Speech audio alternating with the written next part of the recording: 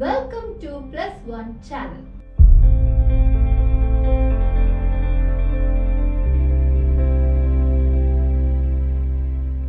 Hey, what's new with you? Everything okay, right? So, today I am going to teach you a chapter titled Matchbox by a Bengali writer, Asha Purna Devi.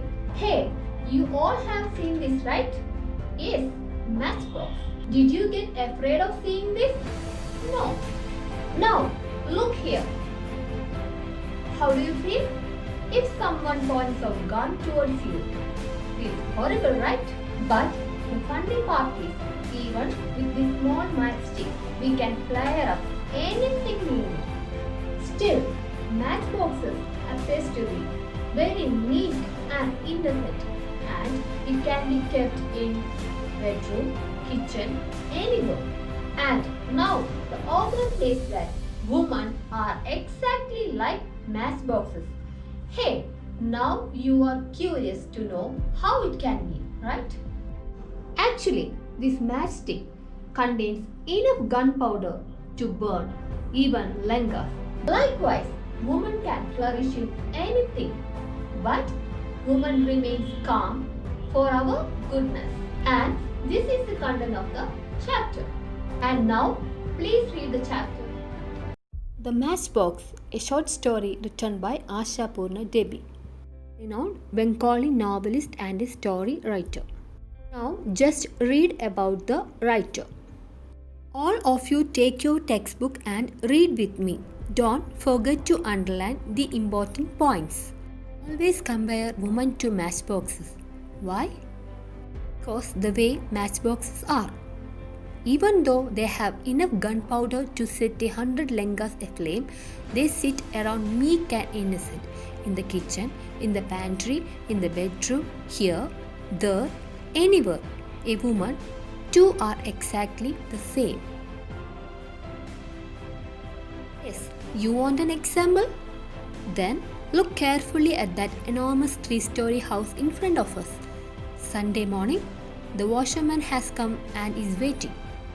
Moments before handing over a heap of Ajit's dirty clothes to the washerman, Nomida, and please underline the name, Nomida, goes through the pockets one last time and discovers the letter. A twisted, crumpled envelope with its mouth torn, and on the envelope, Nomida's name. Time goes up dog in all Nomida's nerves and veins. She drops the clothes in her hand and sits on the bed to open the letter.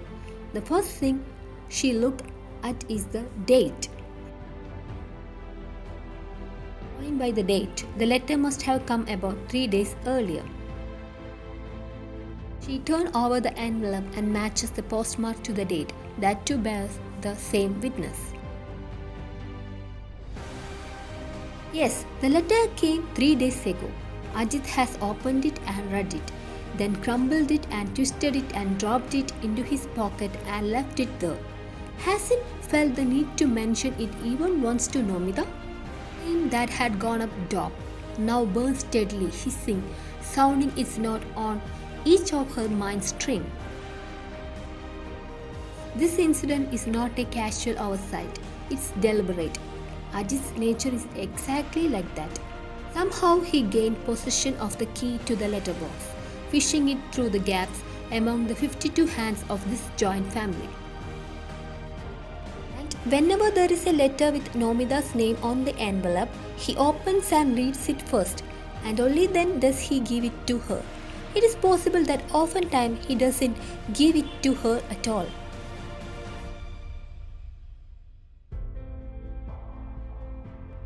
That's a suspicion that has taken deep root in Nomida's mind.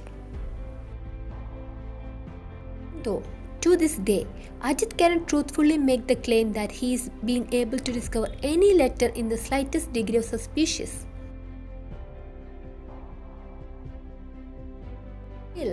Still, this ugly habit of his won't go, and please underline the ugly habit of Ajit. Not with Nomida's anger, not with her taking offense, not with bitter reproaches, her trying to shame him, sarcasm, not with anything. He mentions it. First, he tries to laugh it away, and if laughter doesn't get him out of deep water, he scolds her. She sits perfectly still for a minute and reads the letter through. It is nothing much, a letter from Nomida's mother. It's her standard speech. The good woman has once again placed on the record the news of her various hardship and complaints getting worse, misfortune upon misfortune. The ceiling of her room is cracked and the rainwater falls through in ceaseless streams. If this is not immediately remedied, she will have to die crushed under the weight of a collapsed roof. Of course, she does not dread that eventuality. Her doctor is a queen, her son-in-law high-minded, large-hearted, therefore, etc., etc.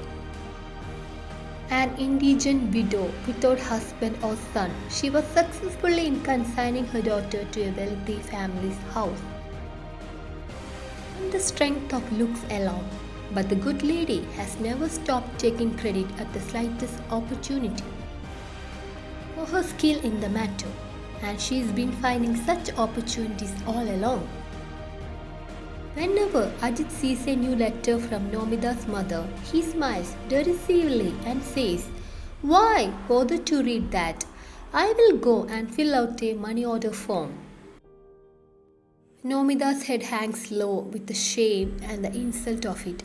So, some time ago, out of anger and grief, Nomida forbade her mother to write to her on postcard. He thought that from then on she would try to send her a little money, whatever she could pull together, in secret. So, this was what came of letters in envelopes too. Suddenly, Nomida flames into anger at her mother. Why? Why does she keep on begging like this? Why won't she let Nomida keep her self-respect, her dignity? No, this time she will write and tell her mother clearly. Can't do anymore. Don't hope for anything from me. Right then, Ajit steps into the room after finishing his leisurely Sunday bath. With a sharp indignation at the insult simmering all this while,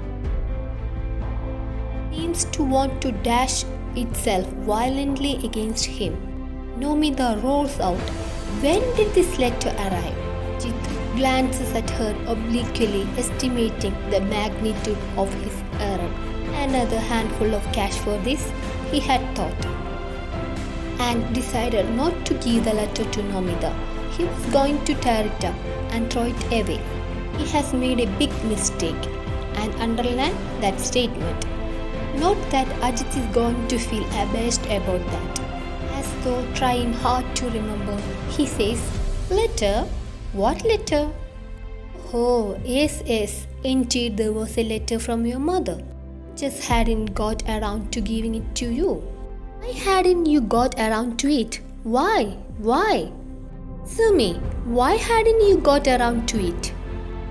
"What a nuisance," Ajit says. "I had forgotten. Why else?"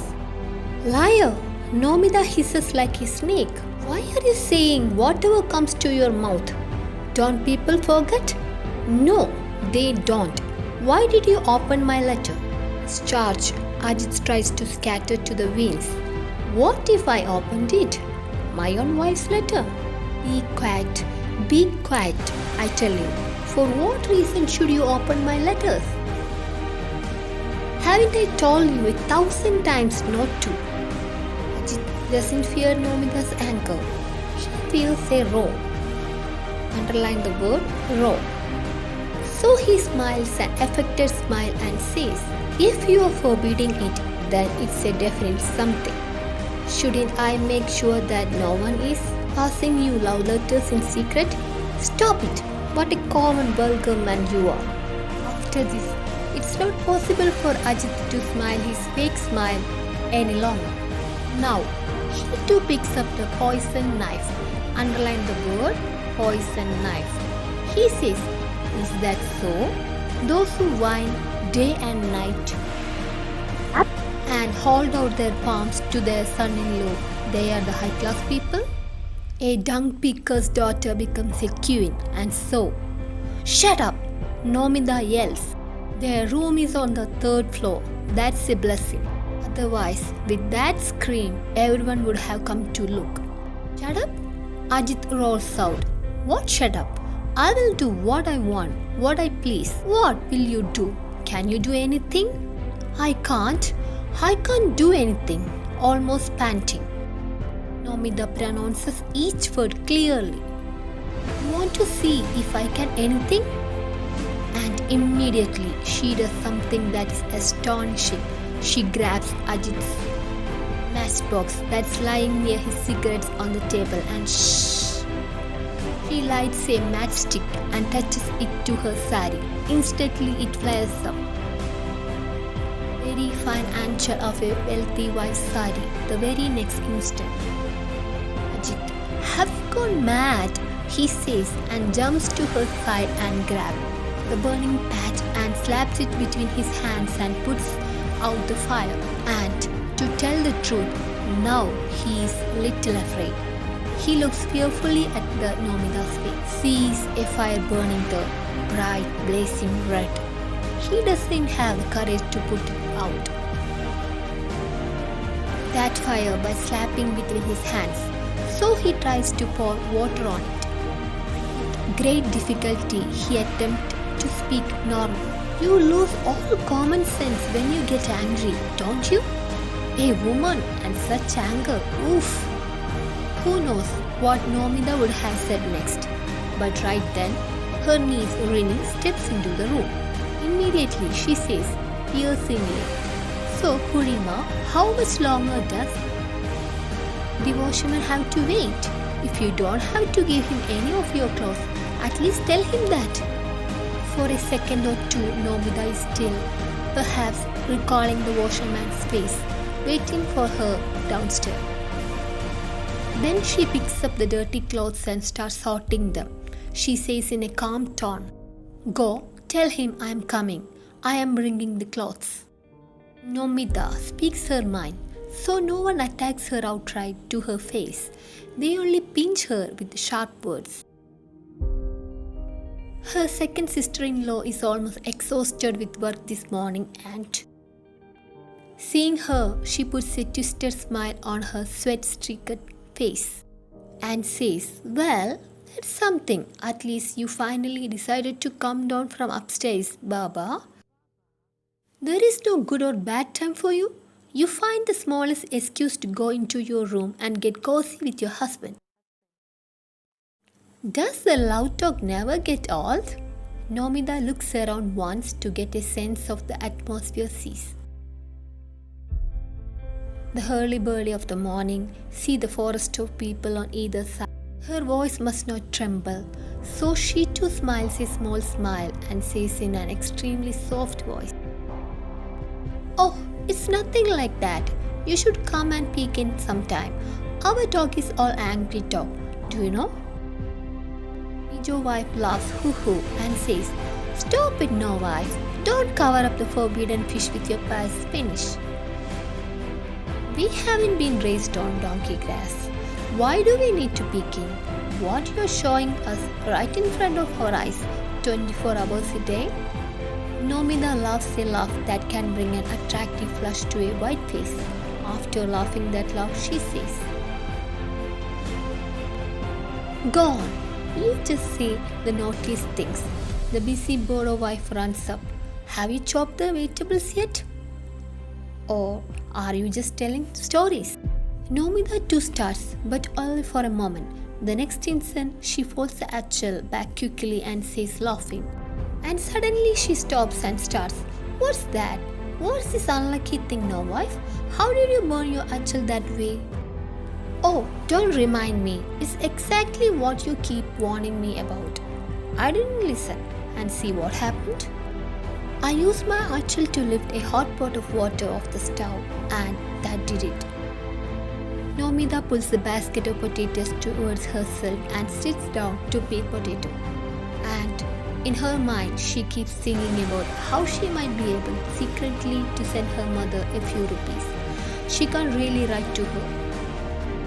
I can't do anymore. Don't hope for anything from me. Over there, the entire village knows. Nomida is a queen. Nomida's husband a high-minded, large-hearted. This is precisely why I compare women to matchboxes. Please underline this sentence. Even when they have enough materials within themselves to set off many raging fire, they never flare up and burn away the mask of men, high-mindedness, their large-heartedness. They don't burn away their own colorful shells. They won't burn them. The men know this too.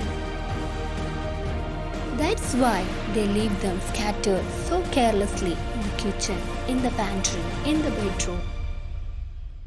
Here, there, anywhere, quite without fear, they put them in their pockets. So, this is how the story ends. Thank you. Okay, ഇനി ഇതിലൊരു Malayalam translation വേണമെന്നും തോന്നുന്നില്ല. കാരണം അത്യാവശ്യം നന്നായിട്ട് slow ആയിട്ട് text book വായിച്ചാൽ എല്ലാവർക്കും മനസ്സിലാവുന്നൊരു നല്ലൊരു സ്റ്റോറിയാണ്. എങ്കിലും മാച്ച് ബോക്സ് സ്റ്റോറി പറയുന്നത് എന്താണ്, ഒരു വുമൺ എങ്ങനെയാണ് മാച്ച് ബോക്സ് ആയിട്ട് കമ്പയർ ചെയ്യുന്നത് എന്താണ്. അതായത് ഒരു മാച്ച് ബോക്സ് നമുക്ക് കാണുമ്പോൾ അത്ര പേടിയൊന്നും തോന്നുന്നില്ല അപ്പിയറൻസ് വൈസ്. പക്ഷേ ഒരു ചെറിയൊരു സ്പാർക്ക്, ആ മാച്ച് സ്റ്റിക്ക് കൊണ്ടൊരു ചെറിയൊരു സ്പാർക്ക് ഉണ്ടായാൽ പോലും നമുക്ക് എന്ത് വേണമെങ്കിലും ബേൺ ചെയ്യാം, അങ്ങനെ ബേൺ ചെയ്യാൻ പറ്റും എന്ന് പ്രൂവ് ചെയ്യുന്ന ഒരു സ്റ്റോറി പറഞ്ഞിട്ടാണ് ഇത് സ്റ്റാർട്ട് ചെയ്യുന്നത്. അതായത് ഒരു 2 ക്യാരക്ടേഴ്സാണ് മെയിനായിട്ട് ഇതിൽ വരുന്നത്. Nomita, Ajith, husband and wife. ഇവരൊരു ജോയിൻറ്റ് ഫാമിലി, വലിയൊരു ജോയിൻറ്റ് ഫാമിലിയിലോട്ടാണ് നോമിത കല്യാണം കഴിച്ച് വരുന്നത്. പിന്നെ ഫിനാൻഷ്യലി നോമിതയുടെ വീട്ടിൽ അത്രയ്ക്കൊന്നുമില്ല. അതുമാത്രമല്ല, അമ്മ മാത്രമേ ഉള്ളൂ നോമിത, അമ്മ വിഡോ ആണ്. പക്ഷേ അമ്മയാണെങ്കിൽ കല്യാണം കഴിഞ്ഞിട്ടും നോമിതയുടെ അടുത്തുനിന്ന്, അജിത്തിൻ്റെ അടുത്തുനിന്ന് പൈസയൊക്കെ ചോദിച്ച് വാങ്ങുന്നുണ്ട്. അത് ഭയങ്കര ഇൻസൾട്ടാണ് നോമിതയ്ക്ക്. പക്ഷേ ഒന്നും ചെയ്യാനില്ല, അമ്മയുടെ അവസ്ഥ അങ്ങനെയാണ്. ഇനി അതൊരു ഭാഗത്ത് അങ്ങനെ ഇരിക്കുമ്പോൾ അജിത്താണെങ്കിലോ എപ്പോഴും ഇത് പറഞ്ഞ് കളിയാക്കുന്നു. അല്ലെങ്കിൽ നോമിതയ്ക്ക് വരുന്ന ലെറ്റേഴ്സ് എന്ന് പറയുന്നത് അമ്മയുടേതാണെന്നൊക്കെ അജിത്തിനറിയാം. എങ്കിൽ കൂടി അത് വല്ല ലവ് ലെറ്റർ ആണോ എന്ന് ചോദിച്ച് ഇൻസൾട്ട് ചെയ്യണു. അങ്ങനെ ഒരു ദിവസം ലെറ്റർ വന്നതേ അജിത്ത് നോമിതയ്ക്ക് കൊടുക്കുന്നില്ല. നോമിത അതൊരു വാഷർമാന് ഡ്രസ്സ് കൊടുക്കുന്ന സമയത്ത് പോക്കറ്റിൽ, അജിത്തിൻ്റെ പോക്കറ്റിൽ നിന്ന് ഒരു എഴുത്ത് കിട്ടുന്നു. അത് കണ്ടപ്പോൾ നോമിതയ്ക്ക് വിഷമമായി. കാരണം എന്തുകൊണ്ട് എനിക്ക് വന്ന ലെറ്റർ എന്നോട് പറയാത്തത്, പലതവണ ഞാൻ പറഞ്ഞിട്ടുണ്ട് എൻ്റെ ലെറ്റർ എനിക്ക് തരണം. അങ്ങനെ കുറേ ഡയലോഗ്സ് അവർ തമ്മിൽ ഉണ്ടാവുന്നു. പിന്നീട് നോമിത അത് ചോദിക്കുമ്പോൾ അജിത്താണെങ്കിൽ വളരെ കളിയാക്കുന്ന പോലെയൊക്കെ സംസാരിക്കുന്നു. നിങ്ങൾക്ക് ഫിനാൻഷ്യൽ ബാക്ക്ഗ്രൗണ്ടൊക്കെ വളരെ മോശമാണെന്നും അങ്ങനെ പല കാരണങ്ങളും. അമ്മ ലെറ്റർ കണ്ടാൽ തന്നെ മതിയല്ലോ, നമുക്ക് പൈസ അയക്കണം, അതല്ലേ അമ്മയ്ക്ക് ആകെ ചോദിക്കാനുള്ളൂ, ഇങ്ങനെയൊക്കെ കേട്ടു. നോമിതയ്ക്ക് ഭയങ്കര അപ്സെറ്റായി. നോമിത മാച്ച് സ്റ്റിക്ക് എടുത്തിട്ട് എന്ത് ചെയ്തു, നോമിതയുടെ സാരി തന്നെ, അല്ലെങ്കിൽ ഒരു സൂയിസൈഡൽ അറ്റംപ്റ്റ് തന്നെയാണ് അവിടെ നടത്തുന്നത് അജിത്തിൻ്റെ മുമ്പിൽ വെച്ച് തന്നെ. പക്ഷെ അത് ഫസ്റ്റ് ടൈം അജിത്തിന് ആകെ പേടിയായി. കാരണം ഫാമിലിയിൽ ആരെങ്കിലും ശബ്ദം കേൾക്കുമോ, ഇവർ തമ്മിലുള്ള വഴക്കിൻ്റെ ശബ്ദം കേൾക്കുമോ, അല്ലെങ്കിൽ അതൊക്കെയായിരുന്നു അജിത്തിൻ്റെ പേടി, അല്ലാതെ നോമിതേനല്ല പേടി. അങ്ങനെ ആ ഒരു ഇഷ്യൂ ഉണ്ടായി. പെട്ടെന്ന് തന്നെ അവരുടെ റിലേറ്റീവ്സ് ആരോ വരുമ്പോൾ ഇതൊക്കെ അവർ കാമായിട്ട് ഡീൽ ചെയ്യുന്നുണ്ട്. അവർ വഴക്കൊക്കെ മാറ്റി വയ്ക്കുന്നു. അജിത്ത് അങ്ങനെ പോകുന്നു. നോമിത തിരിച്ച് വന്ന് കിച്ചണിൽ അവരെ ഹെൽപ്പ് ചെയ്യാൻ വരുന്നു. ഇവർ ഓരോന്നും പറഞ്ഞ് കളിയാക്കുന്നൊക്കെ ഉണ്ട്. അതിനൊന്നും അപ്സെറ്റ് ആവാതെ ചിരിച്ചുകൊണ്ട് അവരുടെ മുമ്പിൽ നിൽക്കുന്നു. കാരണം എന്താണെന്ന് വെച്ച് കഴിഞ്ഞാൽ, വേണമെങ്കിൽ ഒരു വുമണ് ഒരു മെന്നിൻ്റെ മാസ്ക് എടുത്ത് കളയാവുന്നതേ ഉള്ളൂ. നോമിതയ്ക്ക് വേണമെങ്കിൽ അങ്ങനെ ചെയ്യാമായിരുന്നു. പക്ഷേ അങ്ങനെയൊന്നും ചെയ്യാതെ ആണ് നോമിത ബിഹേവ് ചെയ്യുന്നത്. അത് ഓദർ പറയുന്നത് എന്താണെന്ന് വെച്ചാൽ, അങ്ങനെ വുമൺ മെന്നിൻ്റെ മാസ്ക് എടുത്ത് കളയില്ല എന്നൊരു ധൈര്യം മെന്നിനുണ്ട് എന്ന് പറഞ്ഞിട്ടാണ് ഈ സ്റ്റോറി ഫിനിഷ് ചെയ്യുന്നത്. എന്താണെങ്കിലും എല്ലാവരും ഒന്നുകൂടി വായിച്ചു നോക്കാം. ഇംഗ്ലീഷ് ട്രാൻസ്ലേഷൻ തന്നെ ഒന്നുകൂടി നന്നായി വായിച്ചു നോക്കാം. Okay, thank you. How was the chapter? Nice one, right? Now you want to be thorough with 2 main characters in that story. That is Nomita and Ajit. Now find out the word meaning of simmering, indigent, raw, deliberate, astonishing, anchor. Take page number 22 and here you can see how relationships in Bengal family are titled. Now, as usual, it's time for assignment. Prepare an essay on what really made Nomida to Clerical side. And I will give you some clues. Is that domestic violence, lack of freedom, or loneliness, etc. etc. And you want to find out solution for this problem. And this essay is for 8th mark. Now study well for your exam